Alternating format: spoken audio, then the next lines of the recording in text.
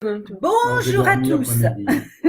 Donc, avant de partir à la Zumba à Cambrai, mon amie Marie a accepté de participer à une de mes vidéos en direct grâce au langage des signes.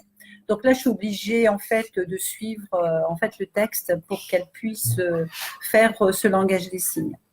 Et donc, j'ai appris que je ne devais pas trop bouger la tête pour être bien comprise.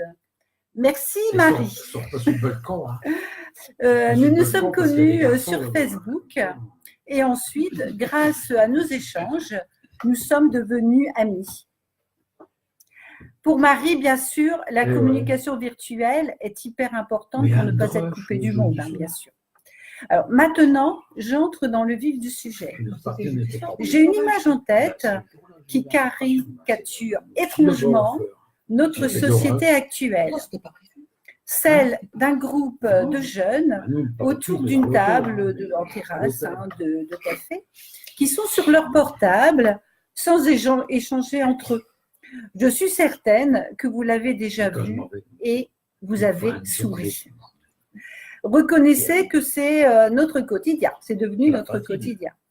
Lorsque nous regardons autour de nous, nous avons de plus en plus de personnes dont l'attention est fixée sur le téléphone.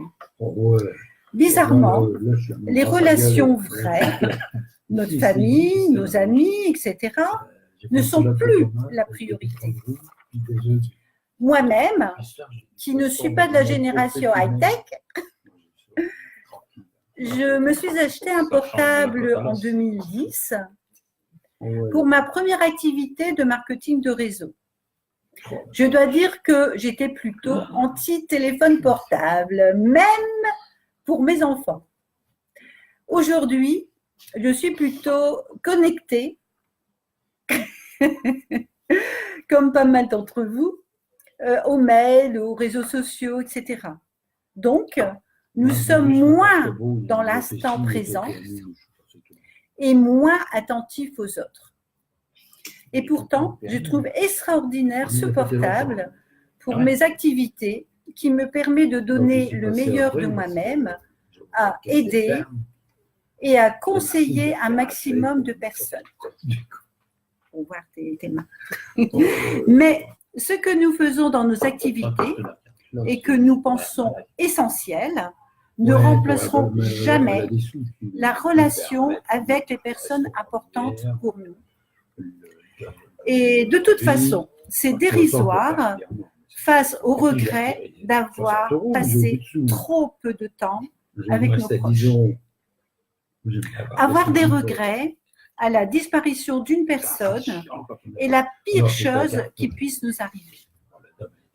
Le conseil que je vous donne, c'est de parler à notre famille, nos enfants, nos parents, de pardonner, d'être bienveillant.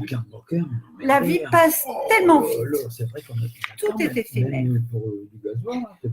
Donc, même si nous sommes occupés et que nous courons dans tous les sens, nous pouvons toujours trouver 1 à 2 minutes pour contacter les personnes importantes à nos yeux. Même aux toilettes, par exemple. Bon, c'est une proposition de Mathias. Le mot d'ordre, investissons notre temps, notre énergie et nos efforts dans nos relations. Intéressons-nous aux autres. C'est hyper enrichissant. N'hésitez pas à me faire part de vos commentaires. À très bientôt pour un nouveau conseil. Prenez bien soin de vous. Bye bye. Vous êtes sûr, monsieur Truffaut? On va essayer.